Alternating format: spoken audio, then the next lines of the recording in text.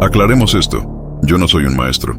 Los maestros se colocan en un pedestal y hablan desde la perfección, como si ya hubieran llegado al final del camino. Yo no estoy ahí, ni quiero estar ahí. Yo actúo como un profesor, que es muy distinto. El profesor no presume de saberlo todo. El profesor aprende para poder enseñar, estudia para poder explicar, se equivoca para luego corregir y compartir esa corrección con otros. El maestro representa el dominio total, el profesor representa el proceso. Y yo soy proceso. No enseño desde la superioridad, enseño desde la experiencia que voy construyendo. No hablo como autoridad absoluta.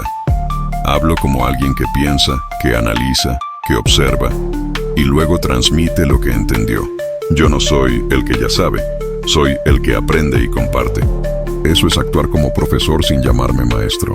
Y esa diferencia, aunque parezca pequeña, lo cambia todo.